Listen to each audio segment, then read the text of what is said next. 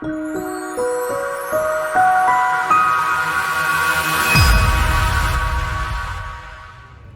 so episode 1 of Coffee Club. Something I want to do, obviously if you follow me on Instagram you know that I love a morning coffee. So yeah, I decided that I want to do sort of a YouTube series where I literally go to a coffee shop and just have a chat about different topics to try and help as many people as possible. First topic of today, obviously we had Dan in a photo shoot on Saturday, which he looked unbelievable, in the best shape of his life. And obviously we did like a 12-week cut for this. So we brought body fat right down. Obviously, we made sure we were pushing strength up as high as we can. So, we started off for 12 weeks. High body fat percentage. He's now leaner and the strongest he's ever been. Yeah. So shows by that session. Exactly, mate. We just got in a session and he's pushing some big numbers already. So, obviously, what I want to talk about is how if you do decide to get lean. I know a lot of people, coming into the gym being back open, they've decided to tidy up a bit to get themselves into the best position possible to grow. So kind of a similar position to Dan, but obviously he's a bit of an extreme because he did a photo shoot, so he was very, very lean. But lean as lean as a bean. But basically, if you are lean and you want to grow and you've been on a cut, you need to be very, very careful. And if you're very sort of strategic about how you approach your nutrition and training, you can grow a lot of lean muscle. So it's just about slowly increasing calories and making sure that you're training it as hard as possible. And that's a big thing, is just making sure you train as hard as possible. Like, I've just taken Dan for a session and we just made sure that we're doing a decent load with perfect control. So we was getting Dan pretty much doing 3-second eccentrics. And if you can control the weight with 3-second eccentrics and shift it, that is how you cause stress to muscle, and that is how you grow. So first of all, obviously make sure you've got a training intensity absolutely nailed. He's training 4 sessions a week at the moment because he's training so hard.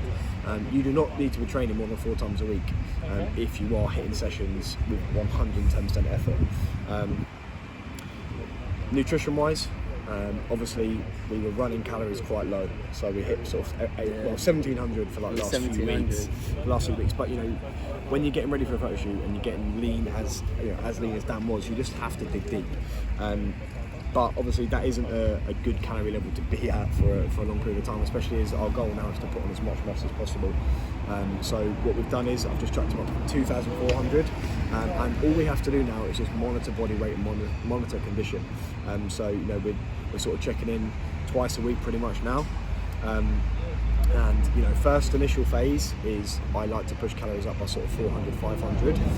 We've pushed up Dan by about 600, 700 just because I know he can, and I know that he's training hard because I see him in the gym every single day, so I can see how he's training. But I mean, ultimately I wouldn't push calories that high for most people, but we've got to remember that Dan's been in a deficit for a while now. So to get the best response possible, we just need to get food up as high as possible. And like I said, there's no harm in it as long as you're monitoring it.